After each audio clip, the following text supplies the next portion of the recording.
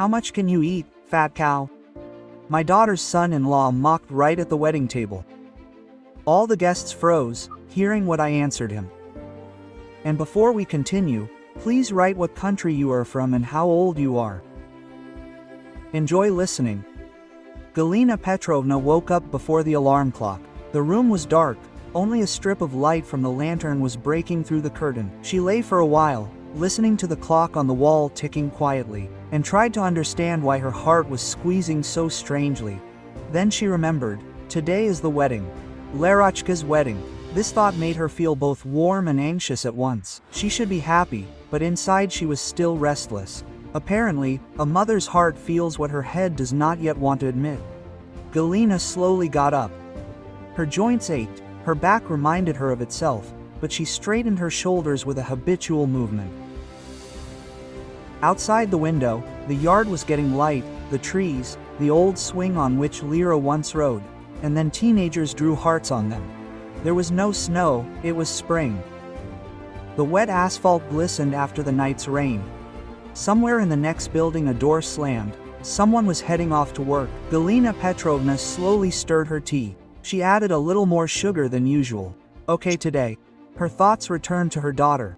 Lyra was born late. Galina worked her whole life as an accountant in a small housing office. Her husband, Nikolai, was a mechanic. A simple family, without much wealth, but with respect. They had been childless for a long time. They had already come to terms with it, and then suddenly, at 37, a gift. Pregnancy. The doctors were surprised, shaking their heads, but everything went well. Nikolai adored Lyra. He carried her in his arms, took her to school, did her homework with her. It was probably from him that the girl inherited her gentle nature. She pitied other people's tears, picked up animals, always believed that it was better to endure than to quarrel. When Lyra turned 16, Nikolai did not. It became hard. Galina never got used to the silence in the apartment, but she held on for her daughter's sake and became even more protective of her. Lyra was growing up beautiful, albeit a little plump. She had round cheeks, large eyes, and thick, light brown hair. At school, boys sometimes joked about her figure, and the girl slouched even more because of this, hiding in wide blouses. Galina tried to support her. Quote, "You're a beauty," she said, "and never dare to be embarrassed about yourself. It's not the figure that matters, it's the soul that matters." Lyra half believed it. The complex still sank deep. Igor appeared in their lives unexpectedly. Lyra was 25. She worked as a manager in the office of a small company. She went there in a strict black skirt and light blouses. At a corporate party, she met a new contractor, Igor. Tall, broad shoulders, an expensive suit, a shiny watch, a foreign car. He had recently divorced, no children, as later it turned out. At first, Galina was happy. Our daughter will not sit like a spinster after all. Igor courted her beautifully. Flowers, a cafe, invited her to the cinema, then to the theater, gave her a phone. Lyra beamed, telling, "Mom, he is so caring. He calls. Have you eaten? He asks, how did you get here? He always asks if I'm tired." Quote. Galina listened, but deep down she noted small alarm bells. Once Lyra threw in with a smile. Can you imagine? He jokingly told me that I should eat less sweets, otherwise my dress will not fit for the wedding. Then he hugged and kissed me. He said that he likes soft ones. Quote, "And did you answer?" the mother asked cautiously. Quote, "Yes," I laughed. Lyra waved it off. He did it with kindness. Men don't know any other way. Galina remained silent. She knew that jokes often hide unpleasant truths. Then a couple more innocent stories. Igor spoke disrespectfully about his neighbor, calling her a blockhead. Then he called the waitress in the cafe clumsy. Then Lyra explained everything to the taxi driver idiots. He was tired and nervous. Actually, he is kind. Galina once said directly, "Daughter, his tongue is painfully sharp. You never know which side he will bite you from today." "Mom," Lyra sighed, "you see everything in black and white. He loves me, and with him I feel like I'm behind a stone wall." Quote, Galina thought, but did not say anything out loud. Igor proposed beautifully. In a restaurant, in front of people, with a ring and the groans of the waiters. Lyra cried with happiness. Galina smiled, although everything inside her sank. Then began the preparations, the guest lists, buying a dress, choosing a restaurant. "Mom," Lyra said one day, arriving home tired, You can't imagine how actively Olga Pavlovna, Igor's mother, is involved. She knows what kind of hall we need, what flowers, what tablecloths. She keeps saying that ours must be up to standard. Quote. Galina asked cautiously, and who says what about the money for the banquet? Well, Lyra hesitated. They will have more guests. They said they would pay for part of it themselves. Well, you and I will add a little. Don't worry. Galina sighed. She didn't have much of her own savings, but for her daughter's sake she didn't mind spending a penny. She only asked, Larochka, listen to your heart. If you really don't like something, tell me. The wedding is one day, but you will live a long time afterwards. Lyra hugged her. Everything will be fine, Mom. Really? Galina saw Igor's family for the first time at a joint dinner a week before the wedding. The hall, the cafe, the long table. Igor, his mother Olga Pavlovna, his father, a couple of aunts, and his brother. Galina arrived in her best dress, a sober gray, and was a little nervous. Olga Pavlovna turned out to be a striking woman. Large earrings, her hair neatly styled, manicured, an appraising, attentive gaze. Quote, So, you're our Larochka's mother, Olga said, extending her hand. Very nice to meet you. Oh, you're so simple, so familiar, so homely. The word, simple, sounded somewhat ambiguous. Galina smiled. Quote, Yes, I've been in accounting my whole life, but I like order. That's good, her mother-in-law nodded. There should be order, especially when you're starting a serious family. And ours is a serious family. Igor is a busy man with a promising future. All evening, Galina felt accepted, yet kept at a distance. They laughed at each other's jokes, but glanced at their daughter, appraising her. One of the aunts even said it, as if jokingly. Larochka, you're getting married very well. Our Igor is a good catch. Now the main thing is for you to take care of yourself, otherwise his eyes are running wild with girls in the office, each more beautiful than the next. With a figure like yours, you have to keep yourself in check. Lyra blushed to the roots of her hair. Oh, what are you saying? She waved her hands. I'm already on a diet. Galina clutched the napkin in her hand. She really wanted to say, your Igor is no angel. But she remained silent again. On the way home, mother and daughter rode in silence. Lyra stared out the window at the lights of the evening city, then suddenly said quietly, Mom, maybe I really should lose weight? I'll look like a boulder in these photos. Galina shook her head. You're human. If he looks at your dress size instead of your soul, then he's not a husband, but a spectator. And a spectator can get his ticket back. Lyra tried to smile, but it was obvious that the aftertaste remained. The wedding morning began with a fuss.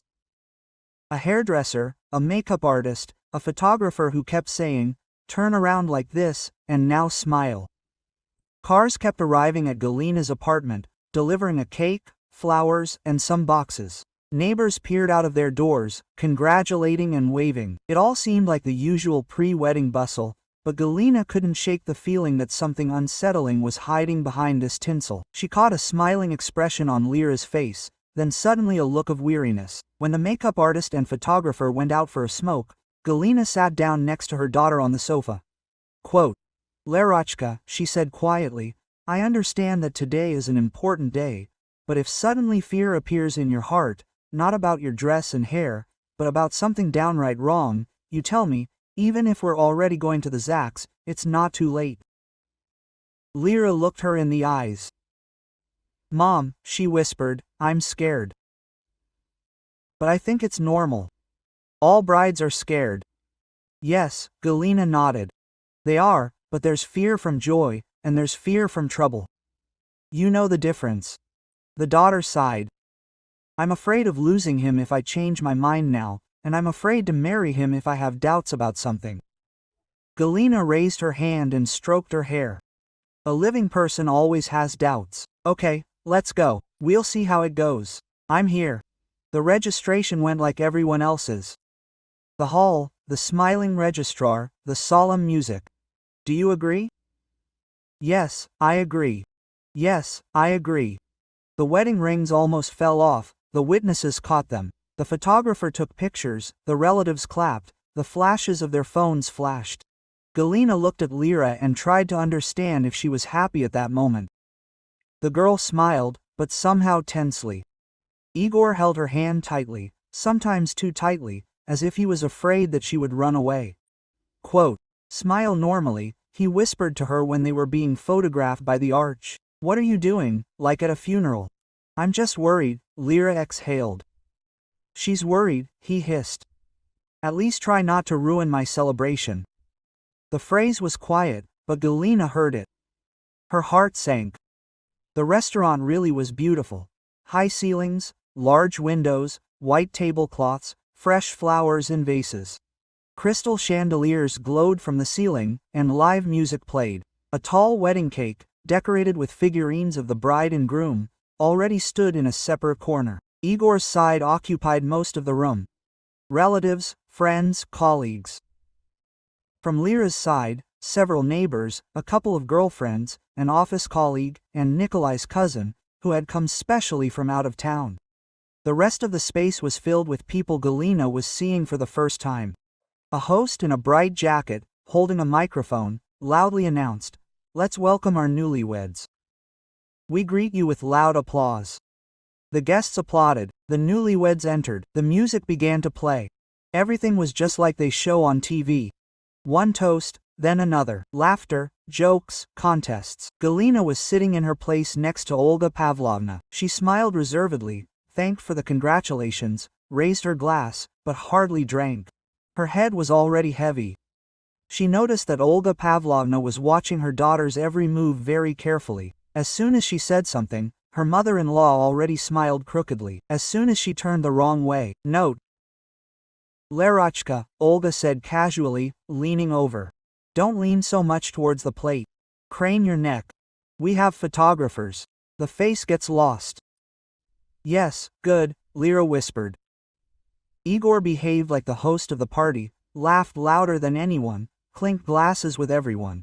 By the middle of the evening, his face was slightly Galina noted all this, but remained silent for now. One thought was spinning in her head.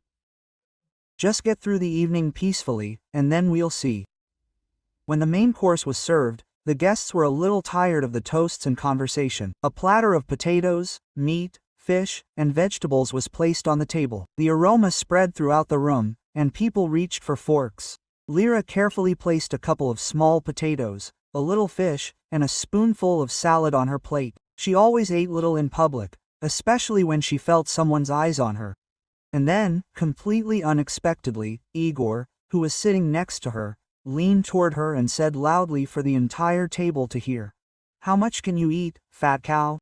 All you do is stare at your plate." Time seemed to stand still. The music continued to play, but suddenly it was no longer audible. Someone froze with a fork in midair, someone suddenly began to cough, and someone else simply opened their mouth in surprise. Lyra turned pale. Her cheeks turned whiter than her dress.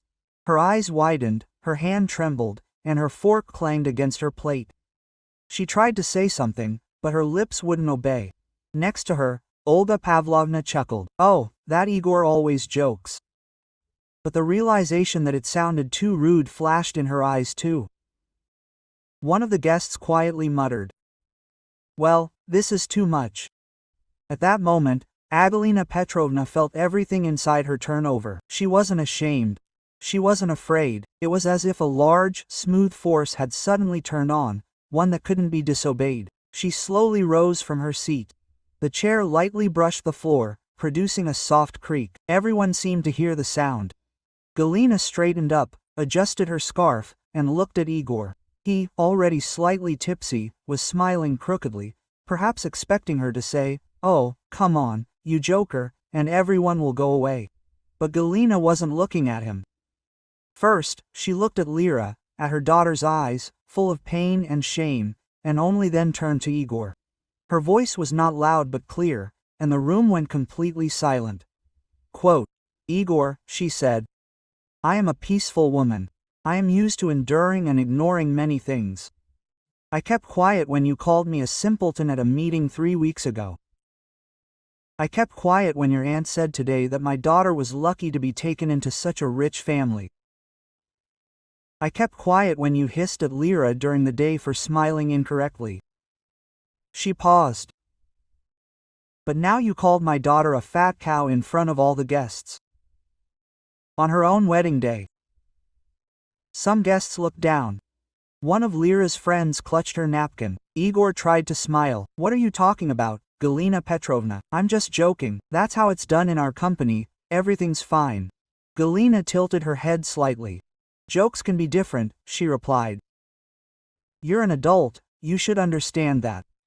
She slowly took an envelope out of her bag. The same one, white, thick, and put it on the table in front of her, taking her time. Here, Galina said calmly, is the money for the apartment. I've been saving up my whole life, saving up, working part-time. Evenings, I wanted my daughter and her husband to have their own home, a clean slate, as I say. I was going to give this to you today, Igor, after the newlyweds' dance. He stared at the envelope, his eyes widening slightly. But now I understand one simple thing, she continued. If a man can call his bride a fat cow in front of everyone, then tomorrow he will call her a fool in front of everyone, and the day after tomorrow he might even hit her. And I didn't raise my daughter for that. She picked up the envelope and turned it to Lyra. Quote, Daughter, she said softly, this is your apartment. You will live there with the man who will respect you at the table, in the kitchen, and in life. Such words don't begin with a wedding. There was a rustle in the hall. Someone said quietly, That's right. Someone began to whisper. Someone looked at Igor with obvious condemnation. Lyra sat, pressing a napkin to her lips, and it seemed as if she was about to lose consciousness. Galina walked up to her, touched her shoulder. Get up, darling. Let's go home. We have nothing more to do here. Lyra looked up at her. They contained everything. Pain, fear, shame, but also something new, as if a small light bulb had come on in the darkness. She stood up slowly. Igor jumped up after her. Where are you going? He yelled. Can't I make a joke or something? What, are you putting on a show? I spent money on you, booked a restaurant, gathered people. Galina looked at him calmly. Money can always be earned again, Igor. But respect and conscience not always. She turned to the guests. Forgive me for ruining the holiday, I couldn't stand it. Maybe someone thinks that it's normal to talk to the bride like that. I don't. Olga Pavlovna flared up. What are you outraged about? What are you, a saint? Your son jokes like a man, and you. But she didn't have time to finish. One of the old relatives on Igor's side, a man of about 70, stood up and said loudly, Olga, shut up. She's saying everything right. Quote. The silence grew even thicker. Galina Petrovna took her purse and hugged her daughter by the shoulders. Let's go, Lur, there's nothing more for us to do here. And they left. One of the guests moved a chair, making way for them. The host stood there, confused, not knowing what to say. The musicians fell silent. The door closed softly behind them, but for many, this sound sounded like thunder. At home, the first thing Galina did was take off Lyra's dresses. She was sitting on a stool in the kitchen, like a little girl. Her makeup was smudged, her mascara was running, her eyes were red. Her mother took off her shoes and handed her slippers. Breathe in, she said quietly, and breathe out. Lyra obeyed, took a few deep breaths, exhaled, and sat up straighter. Mom, her voice trembled. I've disgraced everyone. Him, myself, you. How can I look people in the eye now? Quote. Galina sat down opposite him and took her daughter's hand. He disgraced himself, she answered quietly. Not you. You only did one thing today. You couldn't stand the humiliation, and that, believe me, makes you look good. Quote. Lyra shook her head. But this is a wedding, people, relatives will remember all this. They will remember, Galina agreed. And good, maybe this will be a lesson to someone. She took the envelope and put it on the table. That's it, she said. Now you have a safety net. Not his, not theirs, yours. You're not a fat cow, you're the owner of the apartment. You're no longer a girl who's afraid that no one will marry her. You're a woman who saw who she was going to tie the knot with. Quote. Lyra touched the envelope with her fingertips. Mom, she repeated barely audibly. And what if I regret it later? Galina, she stroked her hand. It's better to regret a failed wedding than a ruined life, she said softly. I've seen people like Igor before. First the words, then the slamming doors, then the plates, then, she didn't finish. I don't want to see you like this. It's better to let it hurt now. Quote, they sat in silence for a long time, then Galina got up and put the kettle on. Now you're singing like a human being, not embarrassed by how much bread is on the plate. And tomorrow? Tomorrow we'll go on living. It's not the first time starting from scratch. Quote, Lyra barely slept that night. Scenes from the restaurant played in her head. Igor's words sounded over and over again. Either he saw an extra piece of potato, or he just wanted to show off his manliness in front of the company. She also remembered how he had previously allowed himself to call her a slowpoke, an elephant, and a simpleton. All this had previously been perceived as jokes, but now it came together into one picture. In the morning, her phone vibrated non-stop. My mother-in-law called, Igor wrote. Messages from friends and relatives came one after another. Galina forbade her daughter to answer right away. Take your time, she said. First, take a breath, then we'll listen to what they say. That afternoon, a long voicemail from Igor arrived. He spoke quickly, haltingly. His voice was alternately offended and irritated. Lyra, what's wrong? That was a joke. Everyone jokes like that. It's your own fault. Your mother embarrassed me in front of my family. My mother now. Quote, then came the words, which Lyra rewound. Let's do it this way. You'll come back, we'll have a normal talk. Your mother will apologize and that's it. You'll pay me back for the restaurant, of course, because you ruined everything. Quote, Lyra stopped the recording, looked out the window, listening to the silence. Well, Galina asked when her daughter looked up. Mom, Lyra said quietly. He never even said I was ashamed or that I had gone too far. Only about shame and money. That's the answer, Galina nodded. An hour later, Olga Pavlovna called. Galina answered the phone herself. Galochka, what have you done? Her mother-in-law hissed from the very first seconds. We could have talked at home. We're not enemies. And in front of everyone. Do you realize how much stress I spent on this wedding? And you ruined it all with just one speech. Olga Pavlovna, Galina answered calmly. I'm not going to discuss your nerves while your son thinks it's okay to talk to a woman like that, especially on a wedding day. Oh, so what? I said the wrong word, she flared up. Men are always like that. You're embarrassed that your daughter is plump. You have to admit the truth. You spoil her too much. Olga Pavlovna, Galina repeated. The conversation is over. There will be no wedding if your son wants to apologize to my daughter like a human being. Not with jokes, but seriously. He knows where she lives. And about the money for the banquet? She sighed. I'm ready to return half. We also invited guests and brought our own food. We'll count the receipts. Quote. Galina put the phone down and felt a surprising calm, as if she had finally put a period in a long sentence where before there had only been commas. Several days passed.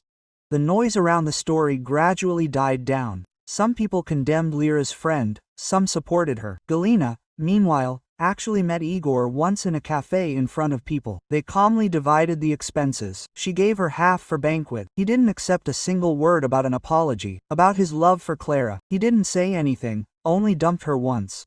Well, we'll see which of us will regret it. Galina only replied, I really hope my daughter doesn't. Igor left without asking how his would-be wife was feeling. Lyra was very upset at first, went to the store, thinking that people would find out and talk. But people were busy with their own concerns, rushing about their business. No one really looked closely at someone else's face. She found another job, left the company where everyone knew Igor. She found a place downtown, in a small company selling craft supplies. The team turned out to be kind. Co-workers talked less about personal matters and more about business. She liked it. Galina helped her daughter gradually furnish the apartment she was saving for, a simple but bright two-room apartment on the outskirts of town. Lyra wanted to do everything herself. She chose wallpaper, paint, furniture. The renovation process itself became a kind of therapy for her. Each screw tightened. Each painted wall seemed to heal a small scar.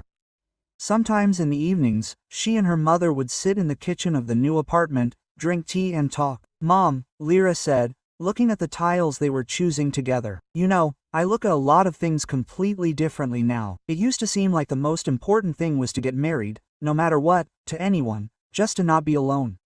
Quote, but now, I think, it's better to have one mug on the table than two, but with swearing. Galina smiled. Are you right? It's better to live in an apartment with one cup than with two plates that will fly.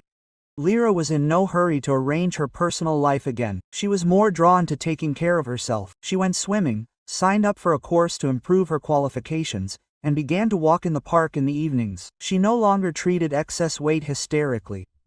"Fat cow," she sometimes said in the mirror and then laughed. "That's not about me at all now. Only someone who is empty inside says that." Galina was happy, watching her daughter straighten her shoulders. Her heart gradually calmed down. Life was slowly returning to its measured course. Without luxurious halls, without bitter cries, without photographs against the background of expensive cars, but with respect, with warm light in the window, with understanding that the most important thing isn't other people's opinions, but your own dignity. And somewhere in her memory, that phrase still echoed, but not like a wound anymore, but like a lesson. And every time someone allowed themselves to make a caustic remark about someone else in public, Galina would only squeeze Lyra's hand tighter and think, anyone can yell and humiliate, but to stand up and calmly say, no, not everyone can. It's good that my girl once saw the difference, and the evening, and the tea, and the simple kitchen table were even warmer because of it.